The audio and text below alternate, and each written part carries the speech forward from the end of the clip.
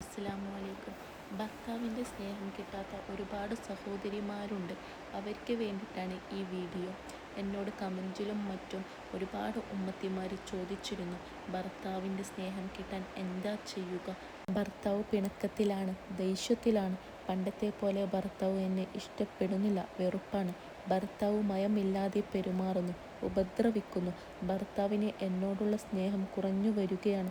മറ്റൊരു പെണ്ണുമായി ഭർത്താവിന് അടുപ്പം ഉള്ളതുപോലെ തോന്നുന്നു. എന്നെയും മക്കളെയും ഭർത്താവിനെ കണ്ടുകൂടാ, എന്നെ വിളിക്കാറില്ല, സംസാരിക്കാറില്ല എന്നൊക്കെ പറഞ്ഞുള്ള ഒരുപാട് പേർ ഈ പ്രശ്നങ്ങൾ കൊണ്ട് അനുഭവിക്കുന്നവരുണ്ട്.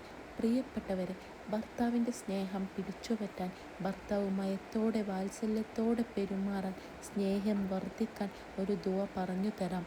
ഈ ദുആ ചൊല്ലിയാൽ തീർച്ചയായും നിങ്ങളുടെ ഭർത്താവ് നിങ്ങളെ കൊണ്ട് നടക്കും, സ്നേഹിക്കും. ഈ സ്നേഹമുള്ള ഭർത്താവാണെങ്കിലും ഈ ദുആ ചൊല്ലിക്കോളൂ, സ്നേഹം വർദ്ധിക്കും. ദുആ ഇതാണ്. ദുആ ചൊല്ലുന്നതിൻ്റെ മുന്നിൽ നിങ്ങൾക്കറിയാവുന്ന ഏതെങ്കിലും സലാത്ത് 11 തവണ മുത്തുനബിയുടെ പേരിൽ ചൊല്ലുക. ശേഷമാണ് ദുആ ചൊല്ലേണ്ടത്.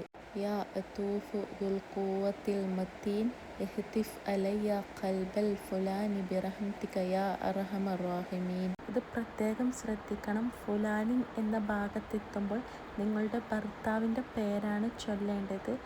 ഉദാഹരണം, ഇഹ്തിഫ് അലയ്യ ഖൽബ ഷരീഫ് ബിറഹ്മതിക യാ അർഹമർ റഹീമീൻ.